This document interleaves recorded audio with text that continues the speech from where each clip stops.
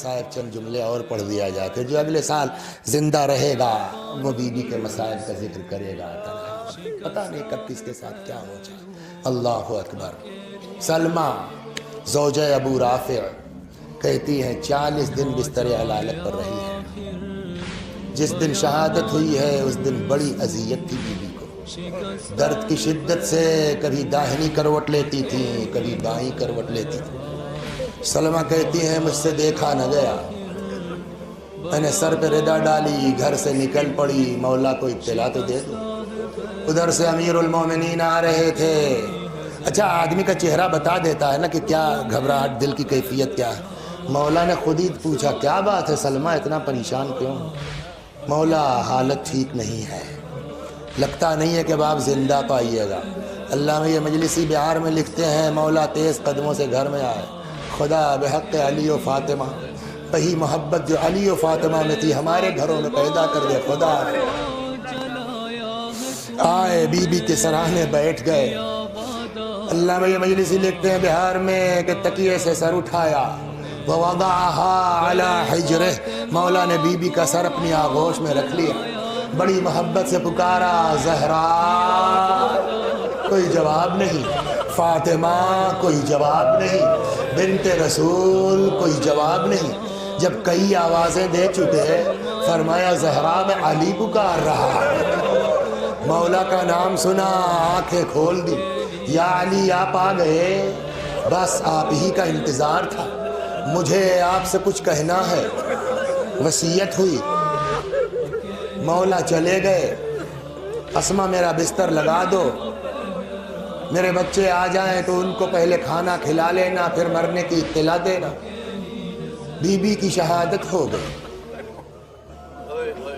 یہاں تک بات صبح کی مجلس میں پہنچی کہ امام حسن و حسین ماں کے جنازے پر آئے۔ امام حسن نے اپنے آپ کو ماں کے سینے پہ گرا دیا، امام حسین ماں کے پائتی آئے، ماں کے تلووں کو امام حسین نے اپنے رخساروں سے ملنا شروع کیا۔ اماں تمہارا لال آیا ہے، اماں تمہارا حسین آیا ہے، اماں اپنے حسین کا جواب دو ورنہ حسین کی روح نہیں بچے گی جسم میں۔ اسما نے سہارا دیا، دلاسا دیا، اب تو جو ہونا تھا ہو گیا، بابا کو اطلاع دے دو۔ امیر المومنین سلام اللہ علیہ کو اطلاع دی گئی، مولا کائنات آئے، غسل دیا گیا، کفن پہنایا گیا، جنازہ تیار ہو گیا۔ روایت کہتی ہے کہ جب جنازہ تیار ہو گیا تو امیر المومنین نے بچوں کو پکارا ہلمو تزودوا من امکم، آؤ ماں کا آخری دیدار کرو۔ فعنت ونادت وصاحت ومدت یدیہا وضمہما الى صدرہا ملیہ، بندے کفن ٹوٹ گئے، دونوں ہاتھ برآمد ہوئے، بی بی نے چیخ ماری، بچوں کو اپنے کلیجے سے لگا لیا۔ امیر المومنین قسم کھا کے فرماتے ہیں خدا کی قسم، جس وقت بچے ماں کے سینے سے لپٹ کے بیان کر رہے تھے، زمین و آسمان کے درمیان سے آواز علی، بچوں کو ماں سے الگ کر دو، فرشتوں میں کوہرام برپا۔ کسی کے باپ مرتا ہے، کسی کی ماں مرتی ہے، اولاد سے کام نہیں لیا جاتا، محلے والے کرتے ہیں، عزیز کرتے ہیں، رشتہ دار کرتے ہیں، دوست یار کرتے ہیں۔ وہ بچے جائے کہ جس کے بچے چھوٹے چھوٹے ہیں، لیکن اس رات کی تاریکی میں میرا مولا کیا کرے۔ تاریخ کہتی ہے، سلمان فارسی کا بیان ہے کہ آدھی رات کا وقت تھا، میں اپنے گھر میں تھا، اچانک دروازہ کھٹکھٹایا گیا، دروازہ کھولا، دیکھا فاطمہ کے دونوں یتیم میرے دروازے پر۔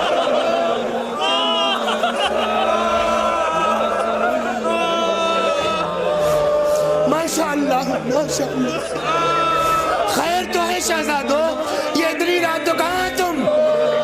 سلمان اماں کو قتل کر دیا گیا، سلمان اماں کو شہید کر دیا گیا۔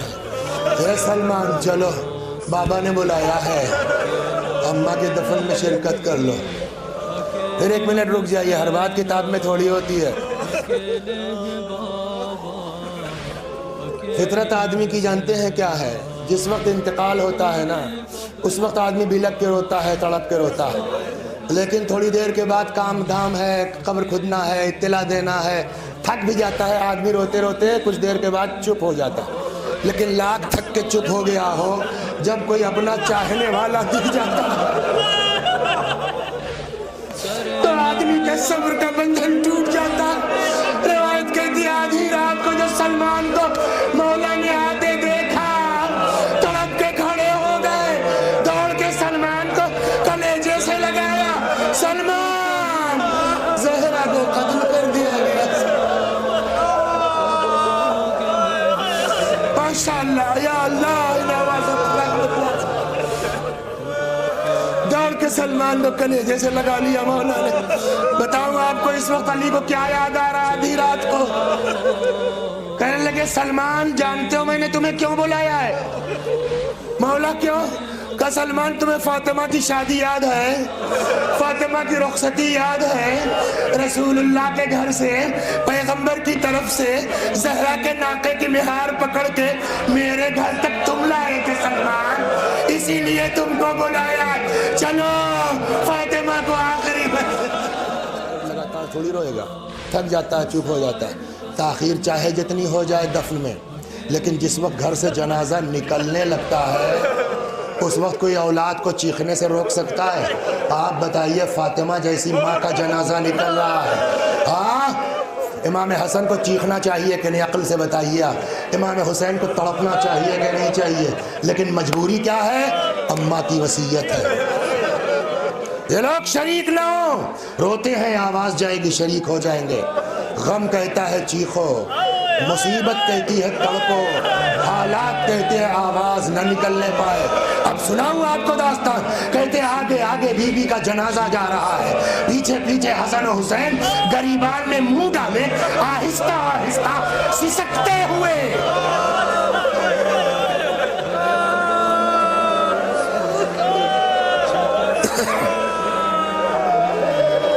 جزاکم ربکم، ماں کے جنازے کے ساتھ ساتھ جا رہا۔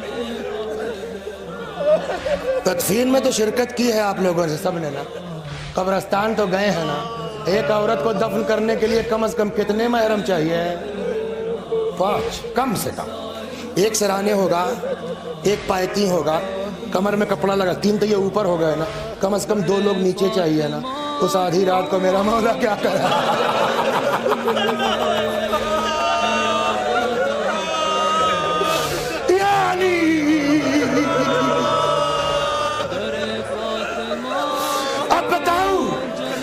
اچھے خاصے سید لوگ ہیں، فاطمہ کے بچے ہیں، سناؤں کہ اس آدھی رات کو علی نے بھی کیا کیا؟ کہ کچھ نہیں، کسی کی ضرورت ہی نہیں تھی۔ کہ کیوں؟ کہ اس لیے کہ فاطمہ اتنی کمزور ہو گئی تھی کہ علی نے بی بی کے جنازے کو بچوں کی طرح اکیلے ہاتھ میں لے لیا۔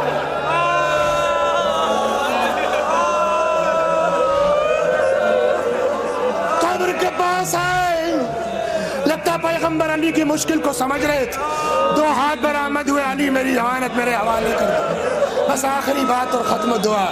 میں نے ابھی کہا حالات کہتے ہیں چیخنا چاہیے، غم کہتا ہے چیخو، مصیبت کہتی ہے تڑپو، حالات کہتے ہیں آواز نہ نکلنے پائے۔ جب حسن و حسین نہیں رو سکتے تو علی چیخ کے روئیں گے، اور مولا چیخیں گے تو ان کو کون سمجھائے گا، ہے نا؟ لیکن جب فاطمہ کو دفن کر چکے ہیں تو اب تو پابندی ختم ہو گئی نا۔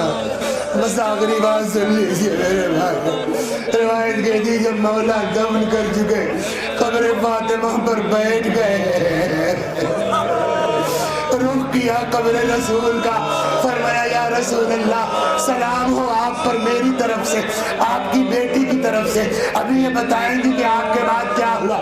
پھر روتے روتے کہتے اللہ یا رسول اللہ الصفیت کا صبری، یا رسول اللہ آپ کی چہیتی کی جدائی اب علی سے برداشت